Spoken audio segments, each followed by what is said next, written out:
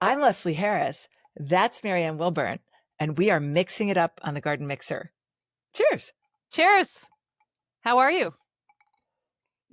Drinking, obviously. Better now.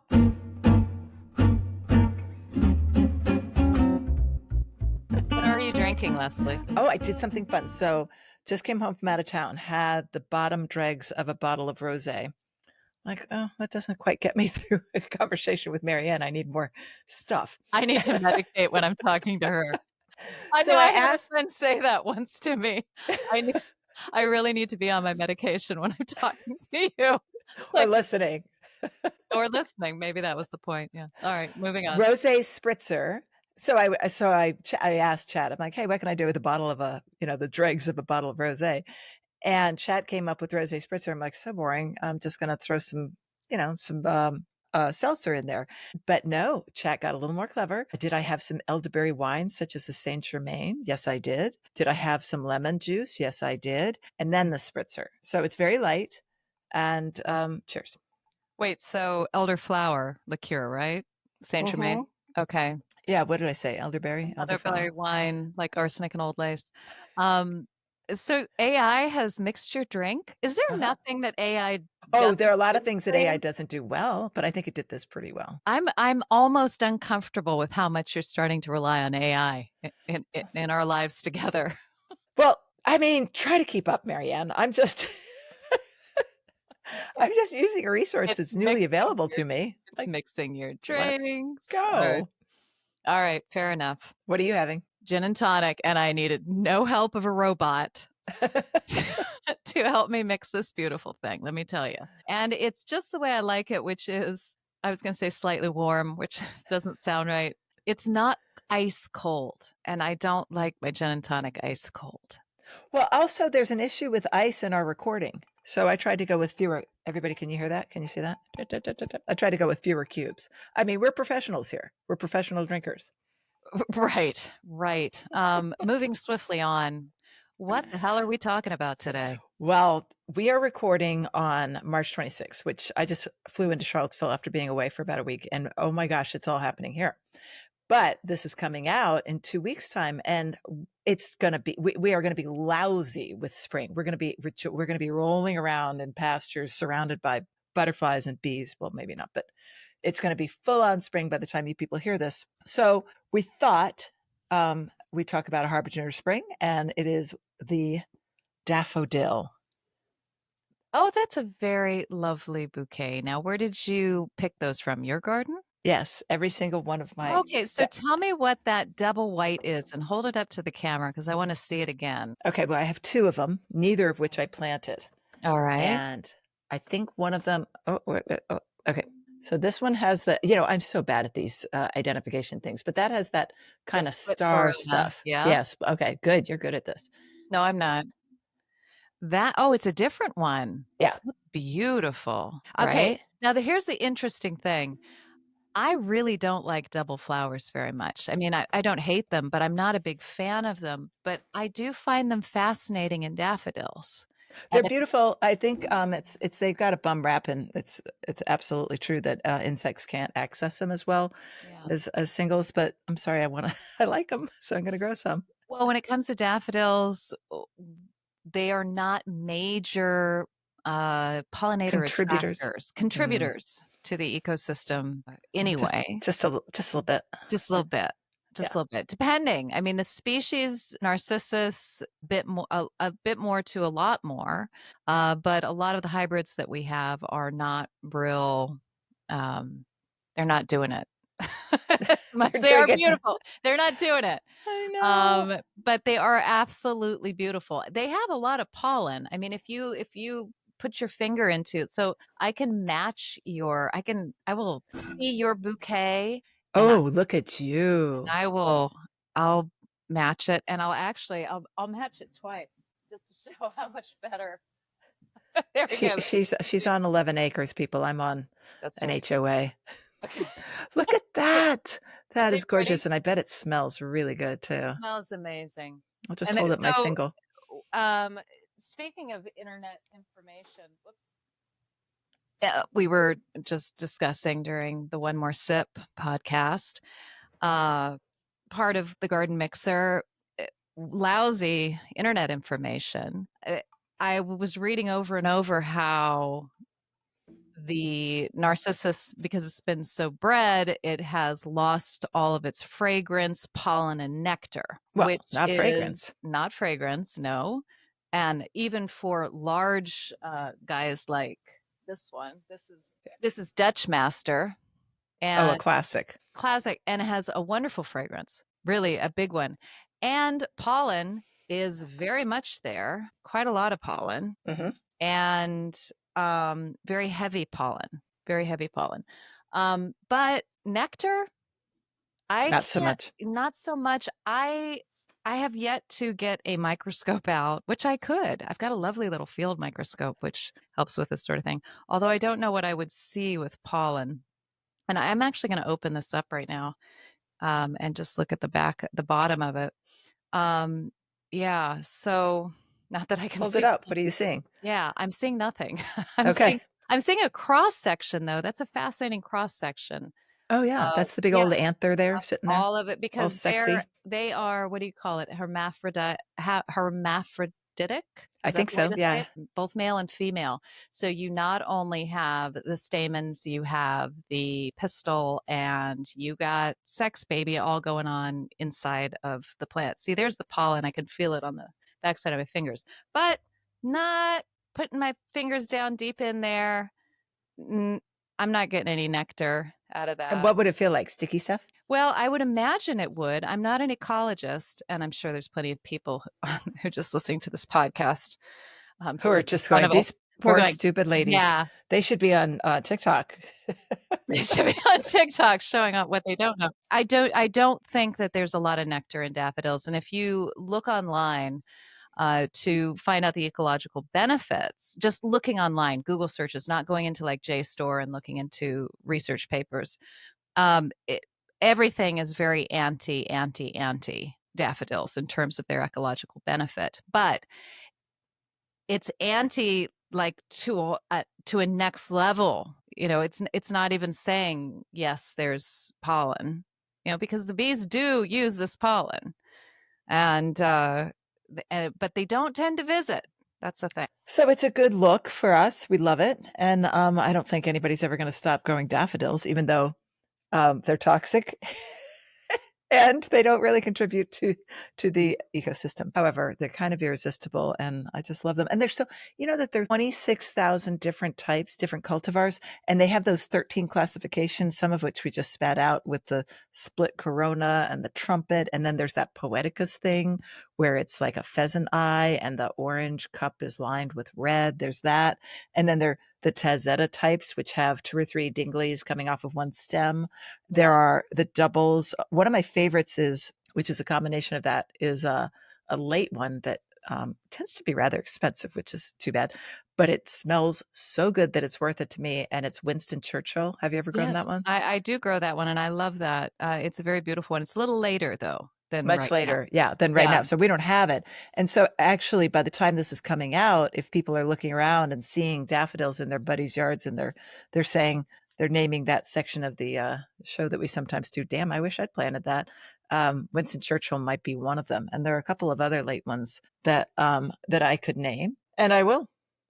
The latest ones that I found that I have personal experience with are the Sir Winston Churchill, and then also Cheerfulness, which is actually quite similar, but I don't think quite as odoriferous and wonderful. Cheerfulness is a double, but 2 to 3 blooms per stem. Again, like Sir Winston Churchill, creamy white, but with orange dashes coming through it. Really cool.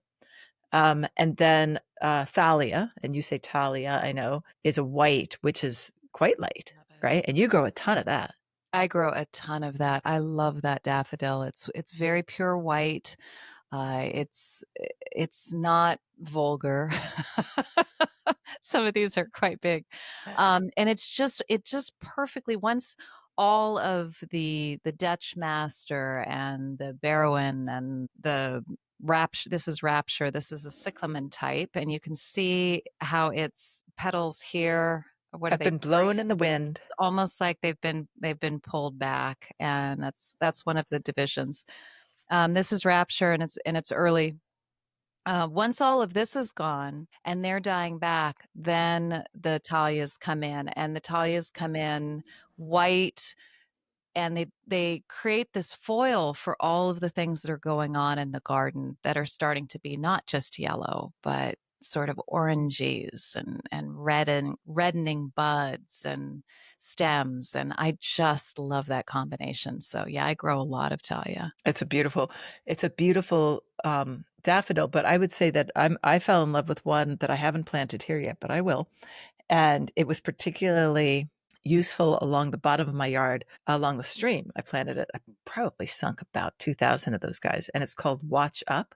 And I don't know, I think Brent and Becky sells it, but I know Color Blends does. That's where I'd gotten mine. And it is very late. It's not white, like Talia is really white, not creamy, right? Or is Yeah, it? it's white. It's Yeah. white. Watch Up is creamy. So you could argue that, well, I see a very, very, very light yellow there. Creamy white, I would say. And it's trumpet and it's big. And instead of a nodding flower, the flower points up. And it's just so cool because, a lot of times you're walking by daffodils and you're not down on your hands and knees weeding like we might be. So it's just a beautiful one. Watch Up. Watch Up. I have never heard of that one before, so I'll put it on my list because I do love to just try them and see, how I'm going to like them. You never know. It's just fun to have. I think when you do your bowl border in the summer, hopefully you're doing it in the early summer. It's a good idea just to, once you do your, okay, this is what I want, go, you know what? Let me try some of that and that and that, and just do 10 bulbs just to see when they bloom and how well they work in your landscape. I think that's a good thing to do. The good catalogs will also guide you, and as much as they can, because what's middle or late or early in North Carolina is different what's going on in Maine, but it'll guide you as to when they should bloom approximately. And don't go for one season, like get a whole spread. I Start wish off. that's something that I wish that I'd realized 20 years ago when I was growing daffodils. It's not just daffodils, it's early, mid, and late, and Yeah. use every ounce of that season. And it can be as early as February to as late April, beginning of May. So use every ounce of that. I have a really cool one I wanted to show you called Casada, which is a split Oh, corona. I've And heard I of don't that. know if you know that one, but I've so definitely heard of it. I don't know if I've grown it. here's Ice Follies. Oh, that's a And that's a classic. and that's a classic, and it's a very strong, and if you're just trying to add a little bit of contrast to your very yellow Dutch Master extravaganza, this is a terrific one because the Corona is just a little bit yellow, but Very not lemony, crazy yeah. lemony, yeah. And it blooms around the same time. But there's Casada, which is a split so that corona is split. Do you see? Same sort of Yes. lemony color, but as this ages, this becomes white. So the whole, Oh, and this is starting to bloom now. And by the time this is going white, Talia is just starting to open, which is also white. So that's a very cool um, way to use a couple different ones. So I want to go back though real quick with the pollen and the nectar and the all that jazz, and just do a quick caveat in that we're talking a lot about the hybrids, and we weren't talking about a lot of the species daffodils, which for me, I grow a lot of the very early petticoat daffodils, the let's see, Remusii, which is very early, and Cantabricus and Bulbocodium. And oh, the one that looks like a hoop skirt. yeah, they all look like hoop skirts, but just varying degrees of it. And those are visited by pollinators, and I routinely see them, little tiny bees in them when the weather is warm, when it warms up. So this morning I walked down to just sort of get an idea. They're great to naturalize through a lawn, and they truly do naturalize. They don't just perennialize because there's a difference. They spread themselves by seed, not necessarily a little bit by growing bigger clumps, but really by seed, and that's true naturalization, whereas the hybrids tend to perennialize. They get Hmm. bigger and bigger clumps, and they can set seed. And obviously, we get all these hybrids by cross pollination, but because they're self fertile, you don't tend to have different ones in those clumps. They don't tend to cross pollinate too much. So, but these little guys, they do have pollen. I don't know about the nectar, but they do have pollen. And I was watching some little tiny bees, which I couldn't identify today when the sun was shining. And it was down deep trying to get nectar out of this thing. Whether it was succeeding or not, I don't know. And then it came up and sort of moved around in the pollen for a little bit. And it was not a European honeybee. It was a small, just a small bee, which again, I'm not an entomologist. There were several on those bulbocodiums. So they are attracting something. And if you're concerned about that, maybe look into some of those species. Do your research, find out, but don't be afraid to mix up in terms of early, middle, late, and super early. Some of the earliest ones are those bulbocodiums, right? Yes, but there's things earlier than that, like February Gold, Hmm. like Reinfeld's Early Sensation. I think Rip Van Winkle's very early. There's one called Early Cheer, which is not early; it's mid. So just do your homework. Get a mix, but also get a mix of if you there's nothing better than a big stand of the same one, but you can mix it up in terms of timing. You can also mix it up in terms of color. Um, I know that many of these catalogs can help you, but I particularly am a fan of color blends because they'll sell you a blend like they've already, and you can look at that picture and say, oh yes, I really like all those together, and you can add one more if you want to. I used to put two together that were called Pipit and Sailboat because, and I'll hold up the I love Pipit. Corona. Yeah, pivot. And I don't know what this one is. I didn't plant it, but it was in my yard. So in either pipit or sailboat, the trumpet was more yellow than and a good contrast to the what do we call these sepals? No, they're not sepals. They're perianths. They're petals or perianth. I think. It's this I do not know. That's the non-bot. But those two had opposites. So picture this with opposite coloring, but it was stronger. So don't be boring with your daffodils, people. So that's our yellow section. That is a lot of yellow. Is there anything else we want to say about daffodils? Do you know that daffodils are the subject of controversy, which I realized when I was doing a little bit of Googling Well, I about think you nectar sort of today? you hinted at that when you said that people that you found a lot of information about them not really helping us. Oops.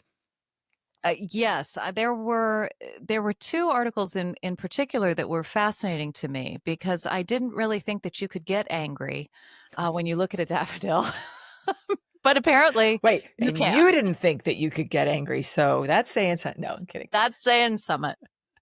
It Summit. does say yes. One of them was from the UK, and this person was disparaging the idea of a small clump of daffodils planted on the verge of the roadside and called it nature's graffiti. Oh, Um, please. That's an yes, angry person. this That's a is I person with okay. issues. That has nothing to do with horticulture. This person needs help, right? Well, actually, I think he said something along those lines. Let me just Like I'm in therapy, but I'm working through it. no. It was called Feral Daffodils, and he said he saw them as planted intruders into the natural countryside rather than aspects of nature. And that he said that he knew that it was a feeling that was bordering on the irrational, or stepping into that realm, but he still stuck with it. And it was when he would see them, it was a feeling of resentment bordering on hate. Oh. Okay. So this was it's not shocking to me because everybody just seems angry now. You know, angry about everything, and let's absolutely bring plants into it. um I have absolutely the opposite reaction. When I see, like, for instance, I was just in England and I saw a lot of snowdrops on the verges, which I don't tend to see here. People don't tend to plant snowdrops on verges, they keep them all for themselves. Or I Smart think people. maybe people would probably dig them up and take them home. When I saw them there, it gave me a feeling of of joy for the person that had planted them, because they are not native to the UK. And if you're seeing them on a verge, it's most likely that they have been planted at some point. And it just gives you sort of a hope for goodness in people, because that person is not necessarily going to see them every single day. Maybe they will, maybe they won't, but they're giving joy to somebody else, to another human being. Now, I recognize that there are nihilists out there who hate the human race and think that we are separate from the Nature. planet, from Yeah. nature, which means that we, I guess, came from Jupiter. Yeah, probably Or Jupiter, I'm you thinking. think Mhm. Jupiter? I don't know. I don't know. It's a Mars, nice big maybe? planet. I Mars had water at one stage. Yeah, maybe. Because what are we doing here? Some people think. Right? And so there's just this feeling of, as Ben Fott says, human supremacy. This idea of human supremacy. And okay, but that's profoundly nihilistic in my mind. And when I look at something like those snowdrops or daffodils on the side of the road, there's a story there. There's a person who took time to put those plants into the ground. Or in the case of my friend Louisa and I, tossed them into a creek one night after a couple gin and tonics. And now, as I drive down the creek and as others drive down the lane, and there's just a few little jonquils in along the banks, it's a great deal of joy to Yeah, see and that. people who have nothing to do with gardening. I was driving with a friend who passes by a little spot of woods in back of some houses as we're going to her house, and she said, "Look at that! They're coming. Every year I see them, and they're coming." She knows nothing about gardening, and it just brings her joy. So I'm not quite sure um, why human supremacy is a surprise to anybody. We are totally winning. We're killing it. I mean, we need the insects. We need some of this stuff, but if humans weren't on this earth, the earth would be doing just fine. But we happen to be winning this game. And so if we're throwing some flowers around, I don't see how that's so bad. So I'm not sure if I'm comfortable with that phrase, "we're winning." I mean, it's funny. I'll give you that. Clickbait. Clickbait. We're winning. I don't So like to winning. I don't like to see it that way. I think what we need to be working towards is more synergy between us and the planet. And I think Oh, I humans think any do. gardener does that. Winning implies it has a positive pejorative. Is that a positive? No, pejorative is negative, and we have had a very pejorative impact on this planet because of the terrible things that we're doing. And Right. right now, it's all about the plastic. I mean, first it was coal and the air, and the rivers are improving, but not fast enough. And the people who say that we humans are killing this planet are quite possibly correct. Luckily, you and I are very old, so we don't have to worry too much about it. But we are indeed part of nature. So if that happens, it's just going to be like, oh my God, this rogue grizzly bear breed just got crazy and started, manufacturing things, and then it destroyed everything. It happened to be us, but we are dominating, for better or worse. A lot of times it's worse. Since you and I were kids, there has been a profound amount of change that is good change to the Yes. environment. I mean, you remember probably the Schoolhouse Rocks litter commercial that we'd watch during our Saturday morning cartoons that would tell us not to litter and tell us to take care of nature and tell us to, look after the world around us. And that had a real profound effect on our generation. Yeah, And I think that we have made massive strides in that absolutely. over the last 30, 40 years. But we never focus on the massive strides we make. All we want to do is put the hair shirt on and keep the flagellation going. And I'm not saying that we can't get better, because there's always a way to get better, but come on, guys, let's look at, some of look at the air in LA for one. So much I better. mean, Yeah. I lived in LA, just 30 years ago, and I can tell you it's better now when I go back. I mean, there's a lot of positive things. I think that you're right that we don't acknowledge the strides that we've made. My father, we had a sailboat, and I remember my father filling up paper bags with our garbage and our trash, and sinking them in the Chesapeake Bay. And I would question him. I'm like, "Dad, is that okay?" And he goes, "Yeah, that's what you got to do." Oh, Right. wow. So that kind of thing, of course, has totally changed. Here's the trouble. We're making new problems with new things, lithium batteries and plastics. Oh, And, yeah. what do we do? We're littering space. So this is a gardening podcast. So we should quickly back away. Right, I know. And what I was basically saying was that it's crazy to me with all of those problems in the world to see snowdrops and daffodils as greenwashing, um, pretending, assuming they have benefit. This is from actually the Monarch Garden, Ben Bott's. It's the Deep Middle is his blog, and this is on daffodils, climate change, and colonization. And obviously, this is about a greater political message. That side of the argument, everything is interconnected. This is all interconnected in this terrible Western culture nightmare that we're all struggling to rid ourselves of. And the daffodils are part of that. They symbolize that. And To him. It's part of horticultural colonization and what he calls human supremacy. And I just reject that argument. I reject it fully. He needs to see somebody. Yep. I mean, that's very dismissive. I'm sorry. I mean, I do agree that you can bring anger and that churning to a certain level. And it's not because I don't want to have a difficult conversation. That's absolutely not it. I just don't want to. It's very hard. You don't, but it's I do very not. hard to have a conversation with somebody who's starting from a premise that human beings are innately evil and or alien to a place. Yeah. We're not alien to this planet. We are of this planet, as far as we know. And we need to do better. But planting a freaking daffodil and some snowdrops. And by the way, I got a lot of bees on my snowdrops. Good. Lots and lots and lots of them. In fact, it was fascinating to watch them snaking themselves up in there, because that snowdrop is really protecting all of its sexual bits. Yeah. With those nodding heads. And that was fun to watch at an early part of the year.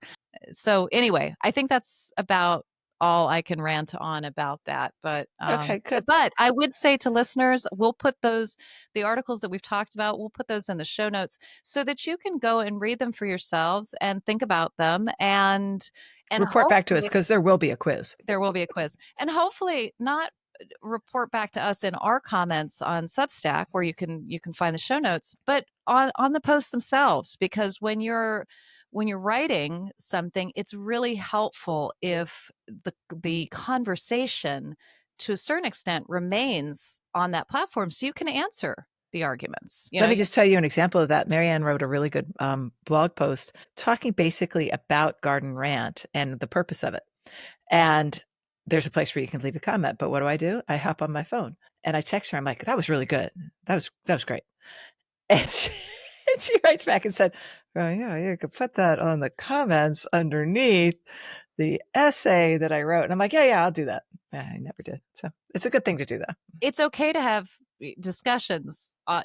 For instance, a lot of the essays that we write on Garden Rant get taken into Facebook groups and torn apart or built up or whatever. But and that's fine. But you are not, if you're not going to have the conversation there on that blog post, it makes it very hard for the author to answer you, right, and for you to be able to converse with them. So that's why I'm just encouraging you to have that. I very much disagree with that point of view, but it's a good idea to do that on the post itself, which I better do after this podcast. Walk the walk when you're talking the talk.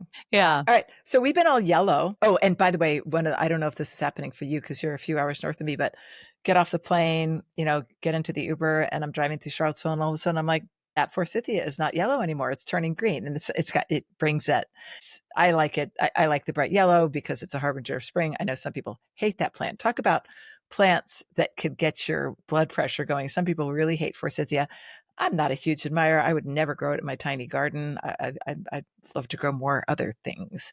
But I kind of like it. And it's cool the way it's mixing in with that bright, bright foliage that's coming along. Is that happening for you right now? Yeah, it is. And some of these plants, yeah, you may not love them. I'm right where you are with forsythia, but I do grow a few here because there was one here when we came, and I moved it a little bit, and I grow another one called Flying Machine. Uh, but they're almost cultural. Yeah. They become a part of that The Asian landscape. Oops, wait, we're in Asian America. landscape. Oopsie. Yeah. So that which reaches out to non-gardeners, right? Yes, yes, like my friend. That, Oh, look at voices. And in fact, I remember before I was a gardener, I'm in my early 20s, and my boss's wife, the headmaster's wife, said to me, her name was Ish. She was so cute. I don't think she's with us anymore. She said, I love spring because in spring, everything's yellow and it's yellow, yellow, yellow, yellow. And then it kind of turns pink. And that was a very simplistic way of talking about spring, but it's kind of true. But we are going to go blue. We're going, what do you call that opposite color? The complementary color yes, that's of right. blue. On the color wheel, which is it's over there. So, Don't go get it. Just stay in your oh, seat. could I just go get Stay it? seated. All right. Okay. Well, and blue is such a great foil for yellow, and here it comes. So we've got some things that are happening or about to happen. By the time you all hear this, they'll be happening in some of our gardens.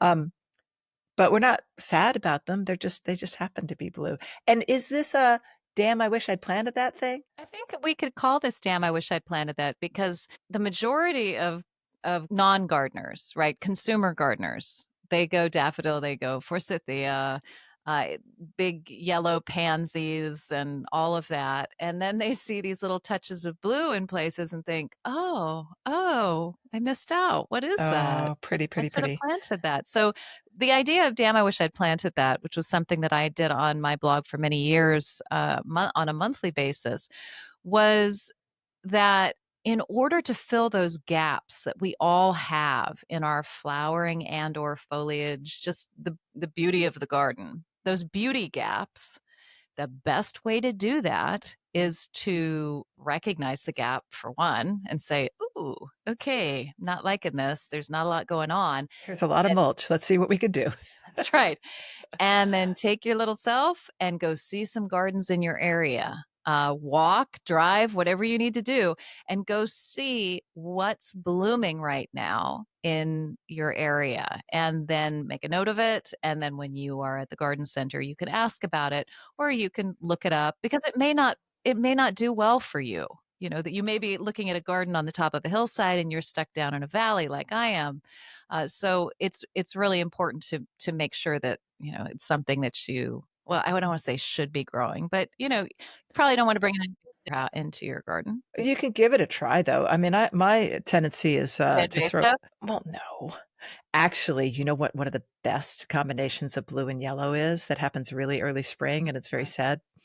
Alien invasive, Vinca minor, cute bluey purple little flowers with the tiny little what's one of those really early daffodils coming up, or any early daffodil, and you're like, magical. But Vinca's a terrible plant, so let's move on. Our plants. Magical, but I hate it. Okay. So, But yes. it does look so cute. No, I totally get that. You know, one of the coolest things that I've ripped out is the speedwell weed that goes all over underneath the Talia and blooms those tiny little blue blossoms. Why did you The, rip them out? the speedwell is such a pain in the ass weed. Oh, I'm not supposed Uh, to. Can I say ass I think here? ass. We're saying damn, we're saying ass. Just don't drop the big ones. All right. Okay. I am married to a Marine. You know that, right? It makes a big difference. Yes, I know. Um, So it looked great, but then it doesn't look great. It looks like, oh, that's a big weedy bed. So it had to come out, and I'd much rather use something like Myosotis. Which some people do, think is weedy. Also, I do not. I'm a huge Myosotis fan. So this is our first damn. I wish I'd planted that. One of the very first gardens I visited up in Connecticut. I'm in my 20s, I'm sure. And the garden club said, "Oh, come, we're going to go visit a garden." And it was a woodland garden, and it just was the moment. And that's probably about a week for an established garden full of Myosotis. Forget me not. Mm-hmm. Um, And it was just, I couldn't get enough of this blue color. And it really, when we are gardeners and we say blue, we sometimes mean purple, but this is blue and it's so cute. It is named for the Greek for mouse ears because of the little leaf.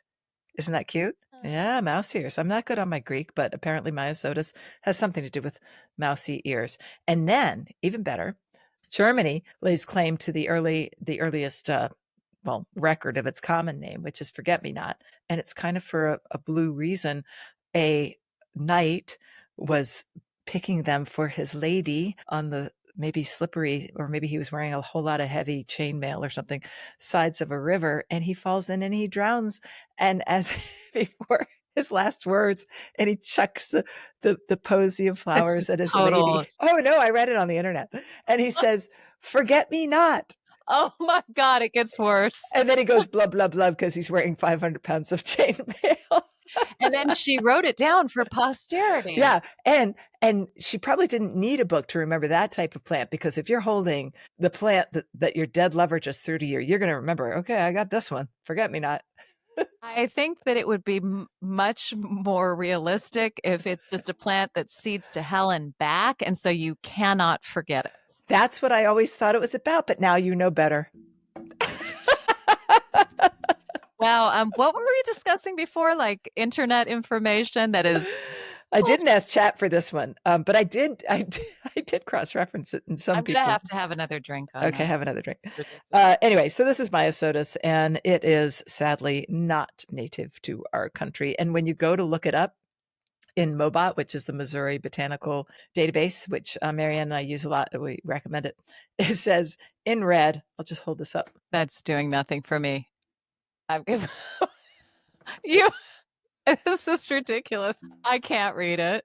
Oh, okay. Midwest noxious weed, do not plant. Yes, that's serious. Is that Myosotis sylvatica, or Yeah. is it? It is. So the other one, which is the it has a funny adjective like a CUO, I can't remember, but that one's basically the same plant, but it grows the description was almost identical, but it grows more in water.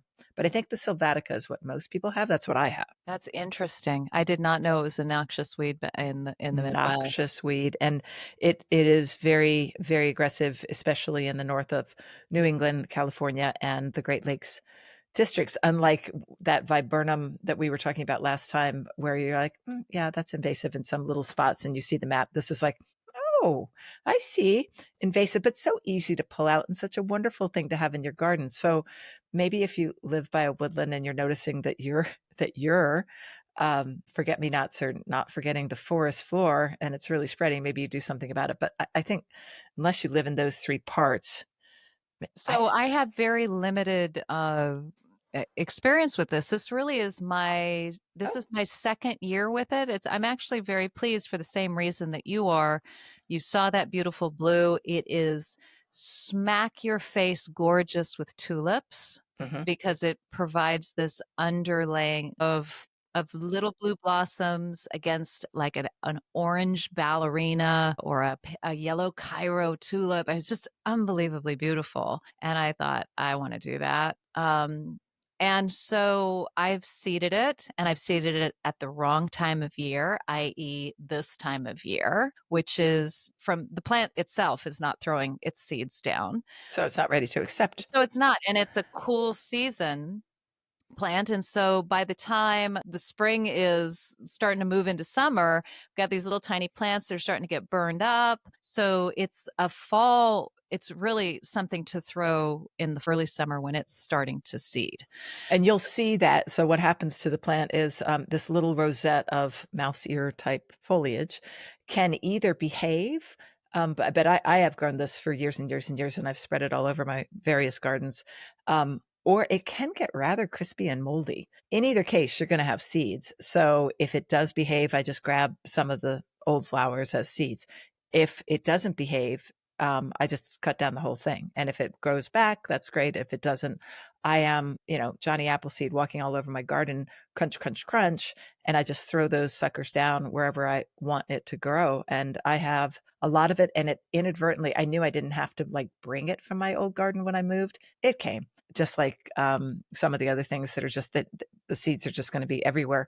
And so I have it now without even trying. So yeah, I guess it's a little aggressive, but I love it. Well, what I have noticed with mine that finally I got sick of not doing the seeds at the right time and sort of doing them, starting to do them at the right time. I bought a couple plants and those Oh, threw seeds.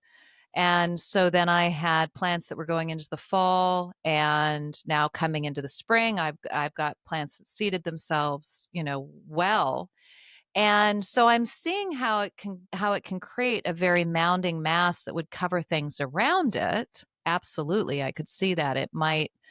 I don't know if it would cover claytonia or that sort of thing in the woodland because I could see that could be a problem. But there's so many other things that are doing that too, it and you it can pull it surprises. out so Oh, you can easily. edit it so easily The in the swipe mouse of a hand. mouse ear chickweed, which it looks a tiny, tiny bit like it. Okay. Not chickweed, but the mouse ear chickweed, which is a little bit fuzzier. That makes that sort of that mounding. I have to take a second when I'm weeding. Is that okay? No, that's that. That's causing little mounds of not so good, and it's everywhere in the garden.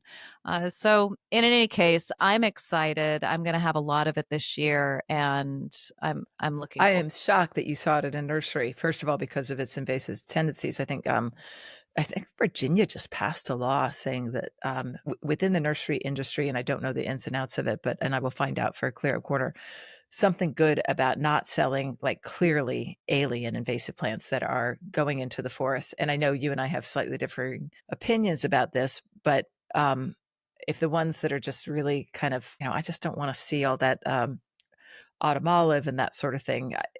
I think that I think that it's silly. There are enough of them already. We do not need to be selling it to people. So I'm surprised that you were able to buy Myosotis because I just thought of it as a pass along plant. Yeah, and I can't remember where I did actually buy it, but I bought a few of them. I think two or three of them, and yeah, like I said, I'm looking forward to it. And I'm obviously an eco-terrorist, but then what Clearly, would be as an alien species from another planet? unlike most terrible plants, it is not native to Asia. It is native to Europe. And it grows in zones. Just if you're a beginner who doesn't know about this plant, it's I think most people can picture a forget me not, but if you can't, it's a low growing perennial that will bloom very soon in April for me anyway in Virginia, and it's zones 3 to 8. So it's I love it. I'm sorry. Sorry, I'm not sorry. Sorry, not sorry. Well, Sorry, I'm not sorry. why don't we even the score a little bit, like the moral Yeah, we balance? need to balance this. Can you Yeah, let's can you bring us balance back this. to goodness? I can bring us back with Mertensia. Uh, Yay. and this is the Virginia bluebell, Mertensia virginiana. And what a stunning It's words fail stunning. me. It's stunning. It's such a beautiful plant. However, it can be difficult for you if you don't have the right growing conditions for it. And where it proliferates is on in floodplains, along rivers, in sandy sort of woodland areas, and ding ding ding ding, that's where I live. So you would think that it would be absolutely carpeted with Mertensia. And before the native plant enthusiasts who stopped listening to our show years ago, almost as soon as it started, I've got a lot of pawpaw in there and a lot of different things that it's not just filled with invasives, that area of the woodland garden. So I was really surprised there was no Mertensia in there. There was no sanguinaria in there, no bloodroot, no trillium. I do have a deer population, and they don't eat the bluebells, but they do eat trillium. They eat sanguinaria, bloodroot, etc. So in any case, I thought, well, it's up to me to change this. This area should have by rights Mertensia in it, bluebells Crying out for it. crying out for it. And so I started picking them up at whenever I saw them and planting them. And I've got quite a few now in that area. And my idea is for it just to be a carpet of blue when you drive by and look down into even further down into the valley in which I live. First it's the snowdrops, and then it's the mertensia. And I think the reason that these bluebells are so extra special, and I think that they're much more special than the English bluebell or the Spanish bluebell or even the Texas bluebonnet, although those are very beautiful, is because it's got these little what are they, chimes? It's like a grouping of flowers, little bells. They are true blue bells. They're bells, and they're almost iridescent. In fact, there's no almost about them. They are iridescent purple. Sometimes you get different forms. I've got a white form. I've got a pink form that just sprang out of nowhere, which is so exciting. But I think the coolest part about them is just watching those leaves, those Oh, purple leaves start, and they're up about 4 inches right now, starting to come through the forest floor and begin and holding those tightly curled buds that are a little bit pink, purple. like much more pink and purpley, like a lilac color. I have them planted right by the front door in my tiny, tiny garden. And when I first saw those leaves, it's just so exciting. And I think part of the allure is that these are very, very ephemeral. They're here and then they're gone. And so if you have them in a garden bed, it would be nice to plan for something to take their place because they will be gone. You can divide up the rhizomes. Probably you want to do that before you forget where they are. They're tubers, aren't they? Are Aren't they they the tubers? tubers? Yeah, I think they are. Yeah, you can dig them up, break them up, but you'll forget where you planted them unless you have a really good memory. In your valley, do you do anything because that's a wild space? Do you do anything to take their place? No, I think once the bluebells are done, I've already had galanthus, snowdrops, the sanguinaria, the trillium that I'm trying to put in there.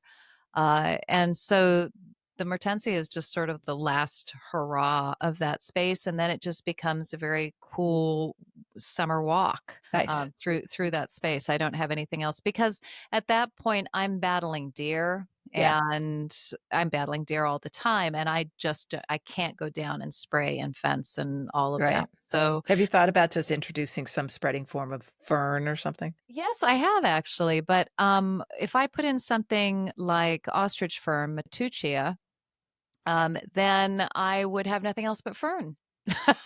So, because now I know that we can't call it invasive because it's not, but it's exceptionally aggressive. It And is. I have had it completely destroy, just suffocate a nice colony of Erythema triphyllum that I had, Jack in the Pulpit. Oh, And I had a lot of it, and I thought, oh, these two things can coexist, and that would be a no. And that is also one of the reasons that I get a little salty with the black and white of native plant good, non-native plant bad, because it's just way more complicated than that. Because ostrich fern is a very native plant, and it's also an extraordinary thug. And you mhm. have to be very careful where you plant it. And I do have it planted in a lot of different places on this property as a place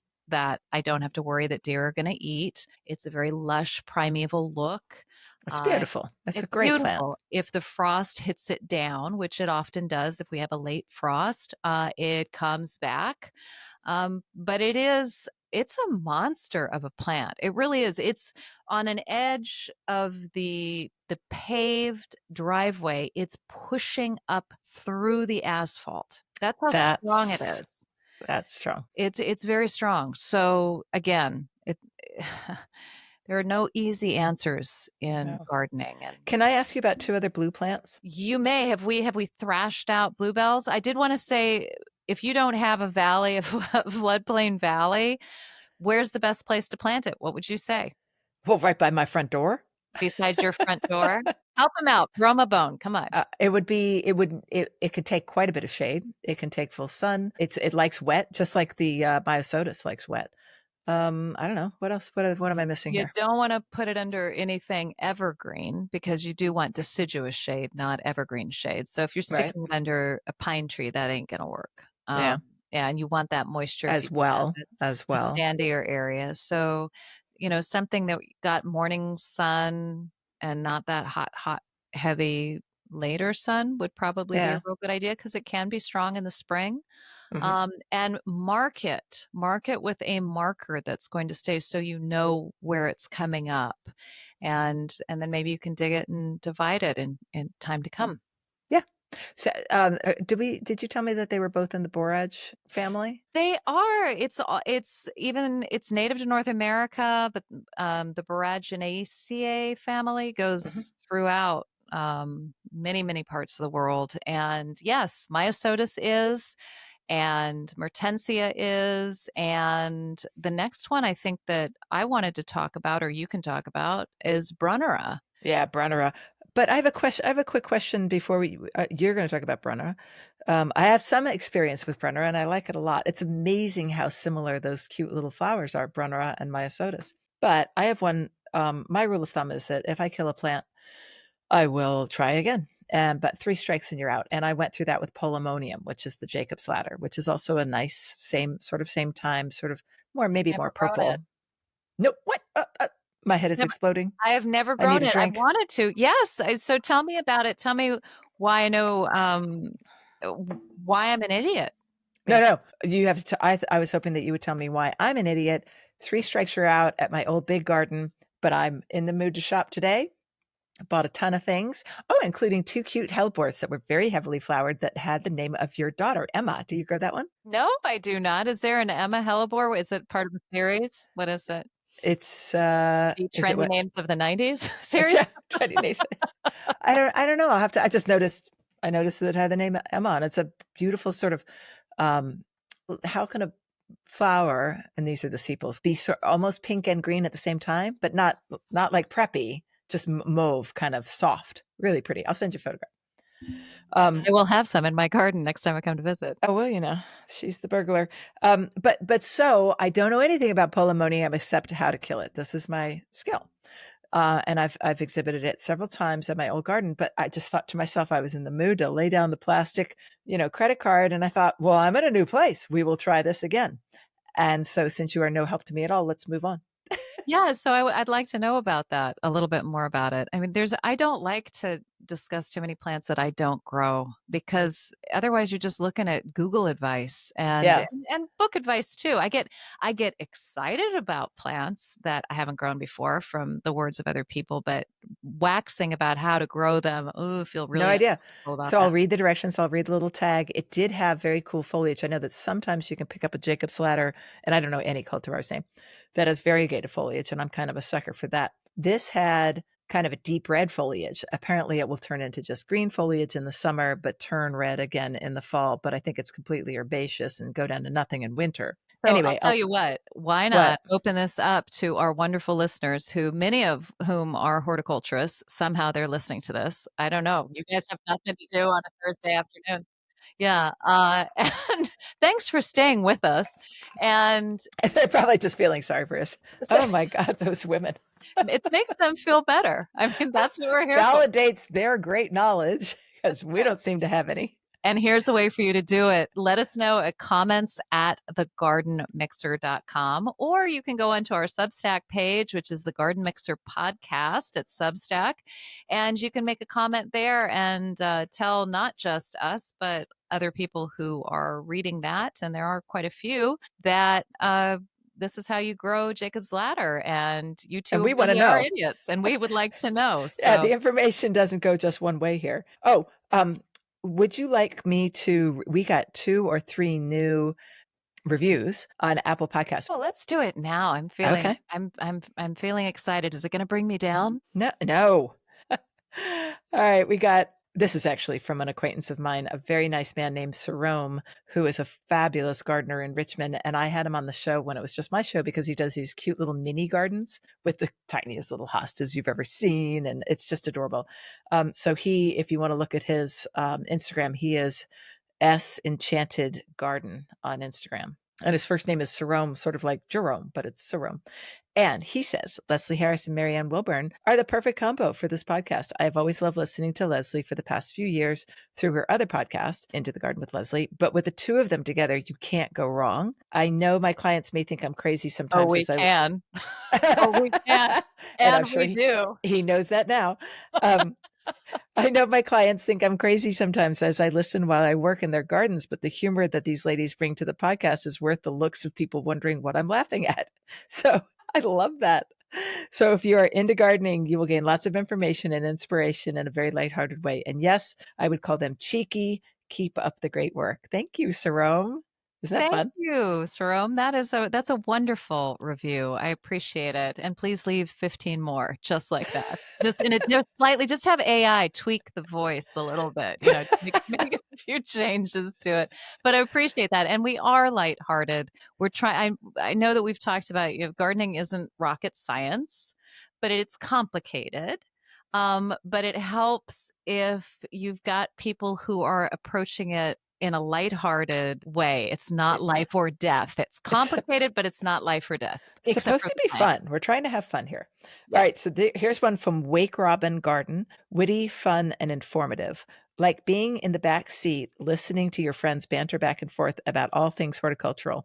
Perfect for a long drive or making spaghetti. I love it. We are spaghetti associated. We are spaghetti. I love a good spaghetti. Oh my gosh. Thank you, Wake Robin. Last night. Cheers to that. Here's Cheers. to some good reviews. Please leave us more. Yeah, we love it. It just builds our egos, which is so needed. Yeah. After that little thing about the human supremacy thing, I think we're going to get some bad reviews, very bad reviews. But that's okay. We'll take them and we'll keep on. Keep on keeping. So Brunnera, another adorable blue flower. Brunera, thank you very much. Brunera.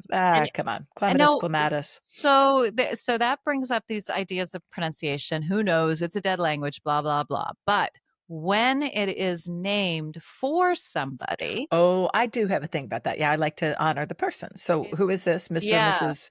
Brunner? Brune? Yes, Mr. and Mrs. Brune. Dear God. Dear God. No, this was named for the Swiss botanist Samuel Brunner. So, and and actually I'm guessing at that just because I have a Swiss German mother who would say Brunner. I can't imagine it's Brunner. That sounds probably not. Sounds so Californian. Yeah, hi, I'm Sam Brunner. I'm here to work on your plants. So Brunera, and doesn't matter. It's a beautiful plant. If you say Brunera, people will know what you mean. And what's a common name for that? Is there one? Yes, and the common name is false forget-me-not. Yeah, makes sense because it looks just like it. It does, except for the leaves are not. And when it was first discovered back at the beginning of the 19th century. It was, and it hadn't been named yet. Well, they did name it, but they didn't name it Brunera yet. They named it Myosotis macrophylla because of these big heart-shaped leaves.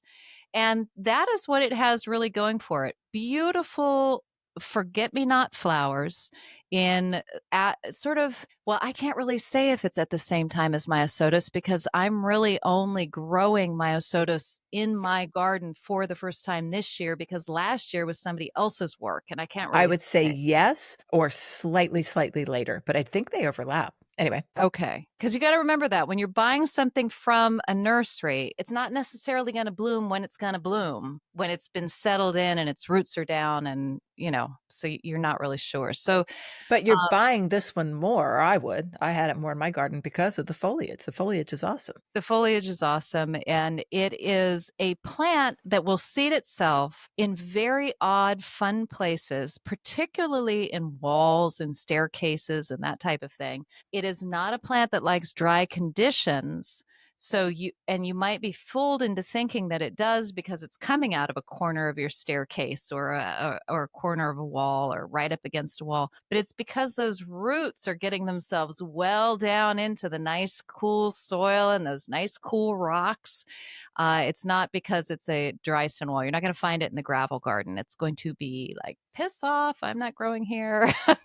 So that's what, I really need to watch my language. I'm sorry, Leslie. I'm sorry. Mea culpa. Mea No, culpa. you're not. Actually, you're probably not. Not sorry, not sorry. Mhm. Um, but it is a fantastic plant for shade gardens, and just keep it on the average moisture side. Don't put it in the dry shade because it's going to struggle a little and the edges of the leaves are going to get burnt and it just won't look its best. Yeah. If you cut it back, it will often flush with new growth pretty quickly. Grow just the straight macrophylla, which is pretty much everywhere now. And I grow It's pretty Alexander's much everywhere because it's self-sown. because it's self-sown. Yeah. Yeah, And Alexander's Great is one of those variegated types, right? it is. It's a large variegated. It's a very large leaf variegated, but I put it into a dry shade area, and so it really hasn't given me those big, large leaves. I'm going to move it actually this spring to somewhere that it can sort of be all that it can be in the army. So let's see. I've got the variegated. I think it's Hadspin cream, which is a Yeah, that sounds familiar. yeah, Hadspin, which is sort of a very. I'm sorry, am I boring you? Okay. Okay. Dear Lord. Um, I mean, you can go. I could just talk, and you could go get a drink or I'll just something. go make myself a bowl of popcorn because that's Have what's for some dinner. spaghetti. So, um, and I grow another variegated that I can't remember the name of. So there's a lot of different ones. Overall, the straight species is wonderful. Now, I have read a little bit about it that people are concerned that it may become invasive because it Mm. does spread well. It also spreads It, and it forms also a nice clump, right? yeah. If within Mhm. itself. And Yeah, is it an Asian? Is it native to Asia, basically? I think it's Eurasia. I think it's Okay. Eastern Europe and Western Asia. And I think it was named after him, but I don't think he found it. Speaking of plants named after people. Oh, are we done with Brunera? Brunera? Almost. Here's Okay. another great thing about it. Deer resistant, folks. Yeah. And I think every single one of these plants, except for Polemonium, I think the deer like to gnash on that. But they don't like the Myosotis, they don't like the Mertensia, and they don't like the Brunera. And all of those are in the borage family. They They sure must. are. So I have not had them eat borage, the whatever it is, Barago officinalis. Is that what the Oh, the borage is? yeah, the comfrey. Is that what that No, is? no, no, no, no. No. Borage, like the borage you put in your drinks. The what when Oh, you well, let's do that next time. I had no idea. well when you wait for it to bloom. Oh, okay. But the borage that people think of as borage, which is the little blue flowers that's like translucent blue that smell of cucumber a little bit, tall and grows in May. I don't Really? know this. No, So I don't know this plant. really? Yeah. Sending you some seeds. Okay. Well, actually, that means nothing to you, does it? I will stand on my porch with a drink in my hand. Throw them. Let's see how this works for me. Well, actually, with borage, it might work just fine. But maybe I'll bring you some plants. I'll start a couple more, and when I come down and see you at the end of April, I'll give them to you. Is that a Okay. deal? Yeah, that sounds great. All right. Oh, anything more about Brunera? Because I have thoughts. Oh, okay, sure. Not about Brunera. Oh, okay. No, I think that's it. I think it's just a fun good plant to try. And all of these will look great with your late daffodils and your tulips and all these things. None of them is well, it turns out that myosotis is a little bit aggressive, but it's very easy to edit. And these could be great understory plants. So we're talking 6-inch tall understory plants for your 12 to 18-inch bulbs. And it's just a kind of a magical combination. Plants that are named after people and the pronunciation thereof. I have 2 Clivia that are coming. And that was Clive, not Clive Owen, but some other Clive. There was a Clive who was involved in that plant. And I saw you did a post on that recently on Instagram because you love that plant too. I love that plant. I love Clivia. I love it. And I only grow now, thanks to my friend John Willis, I grow 2 species because I only had Clivia lutea, which is the yellow flowered, which is actually harder to get hold of. Oh, difficult to find. Yeah. Yeah, yeah, and that's all I had. I didn't have the orange one that's so prevalent in California, Southern California gardens, but John brought me a big blooming one the other day. That is what I put on Instagram. This is a fabulous houseplant because where amaryllis is sort of hippeastrum, the Christmas amaryllis, so where they try to be strappy and beautiful as they're trying to photosynthesize and they fall short because those leaves just go blah and they're awful. And you think, why did I even like these at Christmas time? And that's it. No more amaryllis. Clivia is the beautiful, strappy, holds itself, supports itself like a good bra. It's a fabulous plant And and it's it a looks shinier good. leaf. It's a deep, rich, dark green. Forget the flower part. It took me years to figure out how to flower. Turns out if you read books, you can find out about these things. Would you like to share that with our listeners? Book moment with Leslie. This is Guys, a book. listen, Leslie's about to give you a book moment. It's going to be good. Well, it's not going to be that good because I can't remember the name of the book.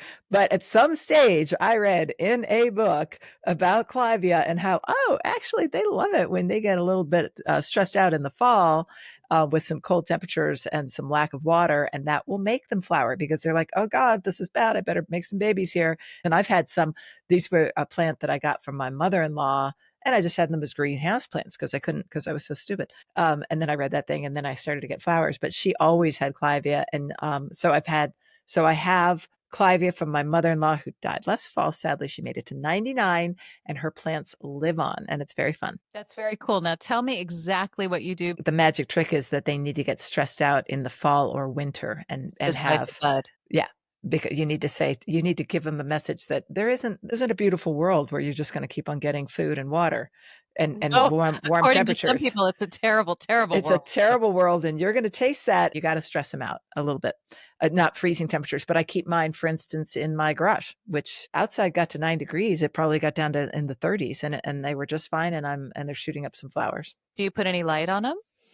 Well, yeah. So my garage has just, it's south facing, and it just has those funny little windows that garage doors have. So not much light, just a few hours a day. Oh, that's what Pam Harper used to do with hers. She'd pull them in there, and that's exactly what she had. This is a garden writer, Pam Harper, down in Seaford, Virginia, who passed away 2 years ago, 3 years ago.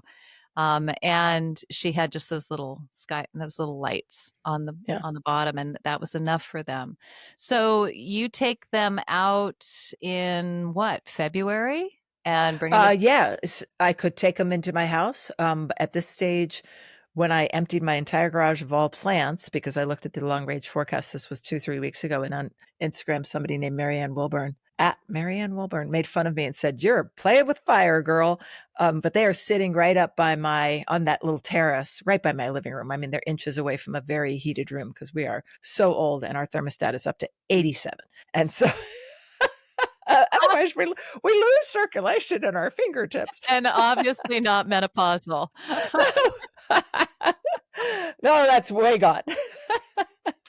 Jeff hasn't had a lot of troubles with that either recently. So, uh, so anyway, they have survived. The flowers are coming, and I will cut the flowers and bring them in, or bring the whole plant in, whatever I decide to do. Okay, so you guys are a little bit warmer than I am Yes, down here. So yes. I've just sort of petered along and I get flowers and they're fine, but I think that I know that they could be bigger and more beautiful. But honestly, I'm so enthralled with just the statuesque presence of this plant in my dining room. It's just so beautiful that I'm like, well, bloom, don't bloom, I don't care. And then somebody brings a blooming one, I'm like, oh, now that's pretty. Yeah. Yeah. My record was I had this huge plant, and my record was 13 blooms on one plant. And yeah, I had this fantastic place to have them up in Connecticut. We called it the tile room. It was just tile and screens and stuff, but I could sort of winterize it, but it was colder. Anyway, that's where that beautiful thing happened. A terrible, tragic thing happened one night when in Connecticut, it got down to 4 degrees and one of those old doors blew open. Clivia, all gone. But one of them, a little pup of one of them survived. So that same plant is, although much smaller, I have two small ones and a couple others that are bigger.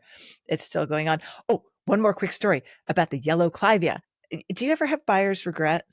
or buyer's Um, remorse? yes, but it's usually for appliances. Okay, is it when God I should have bought that, or shoot I'm sorry that I bought that? It's always, I'm so sorry that I bought that. No. All right. Well, I rarely think I really should have bought that. I really should have bought that. But $20 yellow Clivia in the Stop and Shop in Connecticut. Well, so that had to have been at least 15 years ago. And I'm on an austerity kick and I'm going to stick to my list. And I'm looking at this plant. I'm like, and that is what I did. And I bought my generic, Stop and Shop butter and milk. And I went home and I'm still sad. I still think that's my plant. And I screwed it up. Had that experience with a mirror once. Actually, same exact thing. We're on an austerity kick, and I got student loans, got to be austere. And we had made this decision like, I shop so many thrift stores. I will not make any big purchases without talking to you first. And there was this beautiful $40 mirror. Gorgeous, huge, beautiful gilt edge frame, and it's $43. And I'm looking at it going, that is the deal of the century. But I told Michael that I would not do it. And he's definitely going to say no because he doesn't want another mirror. He's a guy. What does he need another mirror for? And I still think about that mirror. And I still have the place on my wall that it could have been on. So your mirror might be like reflecting my beautiful yellow Clivia that I didn't bring home. We can only just drink some more. I'll tell Whatever you this what, is. I can fix that for you because I have a lot of Clivia lutea and I would be happy to give you some. And Oh, yes, I can I'm make just that feeling so happen. much better. Are I might you? even I might even give you back your golden spade when you come down here. Thank you. Do you happen to have a gilt-edged mirror? By any chance, that you could trade for it? Um, I'll go try to find one. Maybe. Okay. So I can fix that. But you know what? You and I need to start looking around for these clivias that are bicolored blooms. I mean, when we were at Chelsea, we stood and talked with you in that dress in front of, It must have been a particularly good or bad dress. I hope it was good if you remember. I remember you wearing a dress and me going, what does not compute, does not compute. And we stood in front of the Clivia exhibition in the Great Pavilion, and it definitely was a great it was a great exhibition in the Great Pavilion. And there were all kinds of cultivars now that we need to have.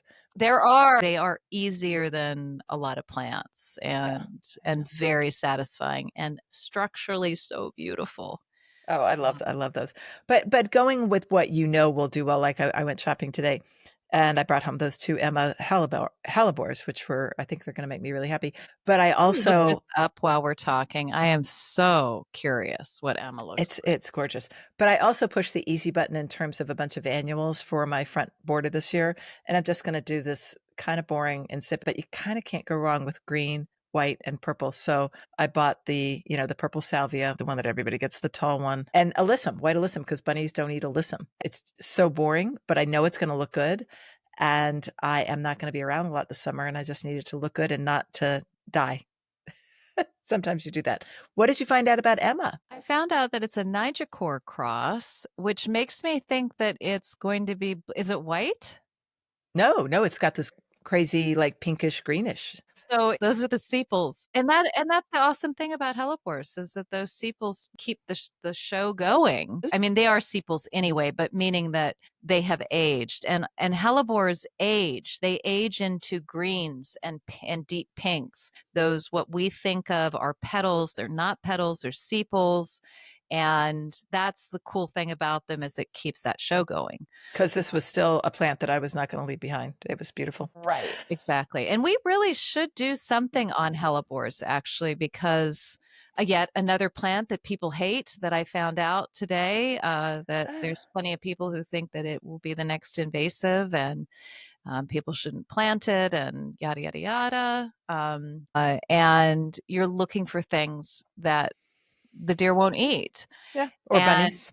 Or bunnies, and hellebores are one of those. They eat that down to the ground. I've gardened at a garden where they ate Iris germanica. Just like could not. Yeah, they were also eating English ivy off of they were jumping a fence to eat English ivy. These were unusual deer. Oh, okay. Unusual. Yeah, They're adapting. Okay, so I'm a big fan of hellebores, and because there's a lot of heartbreak out there. I had a lot this winter. It was I'm in fact, I was looking at pictures for April of last year and saw the beauty of one of my white variegated shrubs that's going to be nameless because I'll be made fun of if I say what it is, that the against another shrub, which I will also remain nameless, but it's beautiful in red. And at this time of year, gorgeous, but both of them eaten to the ground. So What yeah. can you do? All right. Well, I think we've done it, and we'll get a guest on there sometime soon. But we have no idea. We're trying to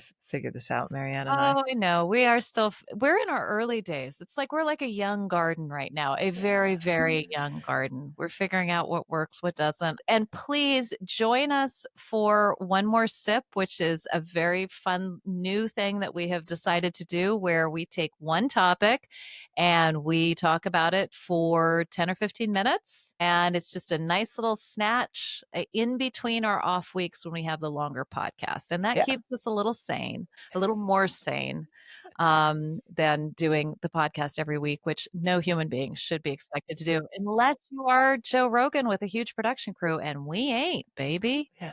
It's just us. It's Just us and our daffodils and our drinks. And our drinks. Yes. So comments at gardenmixer.com. Let us know.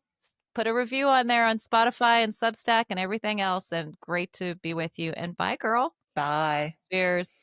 Wait, I'm sniffing too. Bigger bouquet, bigger bouquet. So much bigger. Oh my God.